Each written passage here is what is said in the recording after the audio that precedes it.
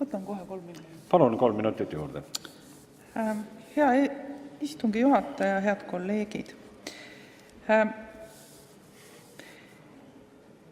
Mul oli tunne kohe, kui see tubakaseadus tuli, et ma tahaksin sellest rääkida. Miks? Mul on tubakaga väga isiklik ja väga ebasõbralik suhe. Ma ei ole elus teinud mitte ühtegi suitsu ise, aga ma olen 18,5 aastat olnud sunnitud olema oma kõige nooremad ajad passiivne suitsetaja. Ja teate, selle asja juures võib-olla kõige õudsam oli see, kui sa kuuled, kui sinu kallid inimesed köhivad. Ja siis pärast köhimist on vaikus ja sa mõtled selle peale, et kas ta on nüüd elus või ta on juhuslikult surnud juba. See oli lapsena. Sa ei tea, kuidas need süsteemid töötavad või kuidas see käib, aga see oli kole. Ja sellepärast ma palun mõelda selle peale. Teine asi on 2 inimest, minule väga lähedast inimest, kes on läinud kopsuvähiga. Ja ma ütlen teile, see ei ole väga meeldiv lahkumise viis. See on piinarikas. See on nälg ja see on lämbumine, mis kestab päevi, nädalaid ja vahel kuid. Mõelge selle peale. Ja ma tahtsin selle pärast rääkida, sest minu jaoks on tubakas kahjulik aine ja ma tõesti loodan, et me jõuame kunagi selleni, et tubakat ei tarvitata. Aga see eelnõu ei meeldi mulle. Ja ma seletan, miks. Ma saan aru, et see eelnõu pandi kokku kirjutajate poolt heast tahtest. Aga see hea tahe oli natuke kitsarinnaline või selline isemoodi väänatud. Komisjonis mitmetel aruteludel oli ikka ja jälle tuli üles see teema ja see häirib suhtumine ei kadunud mul sees mitte kuidagi. Kogu aeg väideti, et seda eelnõu on ja kõiki neid piiranguid ja asju on vaja sellepärast, et me tahame hoida ära, et noored ei hakkaks suitsetama. Ma ka tahan, et noored ei hakkaks suitsetama, sest me teame, nagu siin on juba öeldud, kolleeg Madis ütles, et ükskord võtad, et siis on pärast raske pooleli jätta. Ja see ongi see häda, et selle eelnõu puhul on ära unustatud inimesed, kes on juba tubakasõltuvuses. Ja ma kasutan just meelega sõna sõltuvus, sest tubaka kasutamine on sõltuvus. Nii nagu alkoholi liigtarvitamine või nii nagu narkootikumide liigtarvitamine on sõltuvused.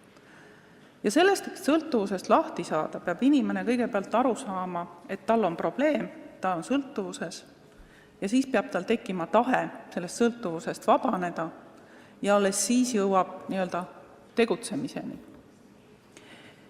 Ma ei mäleta, mitu korda sai komisjonis küsitud ministeeriumi ametnike käest, et mida siis selleks teha, et mida riik teeb, et aidata sõltuvusest vabaneda. Esimene vastus ministri poolt oli vast kõige reljeefsem. Ta ütles, aga meil on apteegid ja seal on plaastrid. Vähem ebakompetentsemad vastust ei saa olla. Õnneks kuskil 3.–4. korral ma sain mingid materjalid. Ja tõdemus, ma pärast rääkisin selle ametnikuga ja ta nõustus minuga, on see, et meil tehakse väga vähe selleks, et aidata inimestel sellest sõltuvusest vabaneda. Ja see on kahju. Ja see ongi selle eelnõu kõige suurem probleem. Tegeletakse ühe asjaga, ei vaadata asja laiemalt, põhjalikumalt, kompleksselt. Veelgi enam, selle eelnõu menetlemine oli ka väga keeruline, sest kui sa esitasid küsimuse, mida võis tõlgendada kahtlusena või küsitavusega mõne väite suhtes, siis mõnikord sulle öeldi, mõnikord oli see sõnadesse teistmoodi peidetud, aga kindlasti oli see kehahoiakus sees, kus küsijale sisuliselt kaudselt öeldi, et ahah, sa oled kas rumal ja ei saa asjadest aru või sa oled ära ostetud, mõjutatud sigaretide ja tubakatootjate poolt. See oli solvav, sest no ei ole. Ei saa nii olla, et ühel inimesel on alati õigus ja teistel ei ole mitte kunagi õigus. Ei saa olla nii, et mul ei ole õigust küsida ja kahelda väidetes, mis tunduvad mulle ebaveenvad. Aga kahjuks just see tunne mul korduvalt ja korduvalt meie eelnõu menetlemise käigus jäi. Ja tõsiasi oli see, et meil oligi seal põhimõtteliselt 2 huvigruppi. Tootjad ja siis nende satelliidid või nende poolt mõjutatud grupid ja Sotsiaalministeerium, kelle suhtumine minu arvates oli jäik ja mitte valmisolekulik. Ja väga paljudele küsimustele ei saanudki sisulisi vastuseid, vaid just sellised natuke ülbed, natuke sellised, et kuidas te siis aru ei saa, see on nii. Ja eriti juhtus see siis, kui see küsimus oli selline, millele nendel endil vastust reaalselt sisuliselt ei olnud. Ja siis teine pool, kes võitles siis elu eest, et mingeid muudatusi ei tuleks, siis see on see koht, kus võib öelda, et küll küllale teeb küll liiga. Kus mindi üle serva ja mis tegi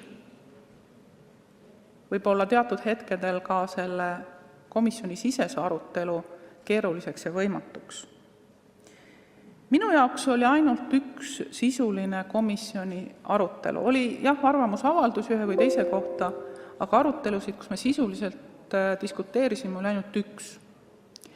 Ja kahjuks seal avaldatud mõtted ei jõudnud mitte kuidagi ühegi muudatusettepanekuni või ühegi niisuguse sisulise diskussioonini, et järsku me selles eelnõus siiski peaksime midagi muutma ja et järsku midagi annab paremaks teha. Minus ei ole seda veendumust, et see eelnõu on parim võimalikest. Ma kardan, et tõesti, et me näeme asju, mis tulevad ja löövad negatiivselt, millest siin paar eeskõnelejat on rääkinud, aga salakaubandus ja nii edasi ja nii edasi. Ja seetõttu ma arvan, et me võiksime selle eelnõu üle veel arutada ja mõelda. Aitäh!